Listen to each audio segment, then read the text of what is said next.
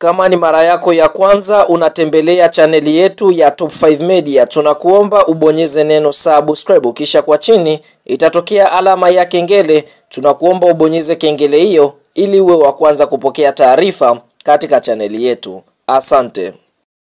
Mchezo mkubwa wa mkondo wa pili kombe la ligi ya mabingwa barani Afrika, hatua ya nusu fainali ambao tumetoka kutazama siku ya leo kutokea katika uwanja wa kimataifa wa Misri, ni mtanange ambao umekutanisha klabu ya soka ya Al Ahly ambaye ndiye bingwa mtetezi wa kombe la klabu bingwa barani Afrika, walikuwa wakicheza dhidi ya The Brazilian au Mamelodi Sundowns kutokea Afrika Kusini, ambapo mchezo huu umeweza kumalizika kwa sare ya bao 1-1. Fahamu katika mchezo huu tunashuhudia katika kipindi cha kwanza klabu ya soka ya Al Ahly ndio waliokuwa kwanza kujipatia bao, ambapo bao hili tunaona limeweza kufungwa na mchezaji anofahamika kwa jina la Tahir Mohamed katika kipindi cha kwanza, akipokea pasi safi iliyopigwa na mchezaji anofahamika kwa jina la Imam Ashori katika dakika ya 24. Tunashuhudia mpaka half time klabu ya soka ya Mamelodi Sundowns na The Brazilian walikuwa wamefungwa bao 1-0. Katika kipindi cha pili tunashuhudia katika dakika 66 Lucas Ribeiro aliweza kuchezwa faulu ndani ya box na mchezaji Rami Rabia, lakini mwamuzi wa kati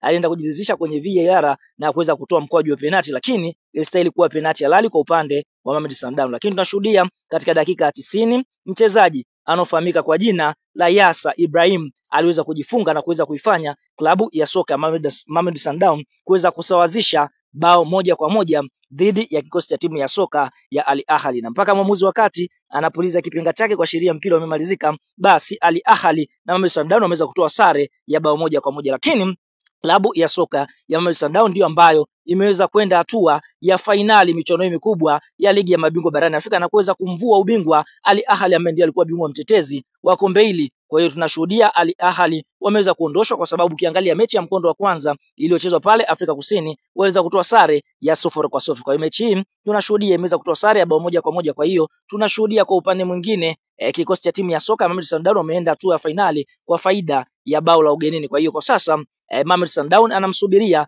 mshindi kati ya Orlando Pirates ama Pyramids ambao watakwenda kucheza fainali ya kombe la ligi ya mabingwa barani Afrika kwa msimu wa mwaka 2024-2025. Tuambie kwa upande wako taarifa hizi za Mamelodi Sundowns kwenda hatua ya fainali, wewe umezipokea ukiwa wapi? Na je, umefurahishwa na Mamelodi Sundowns kwenda fainali ama ulitaka Al Ahly kwenda fainali? Toa maoni katika comment na tutakuja kuyasoma.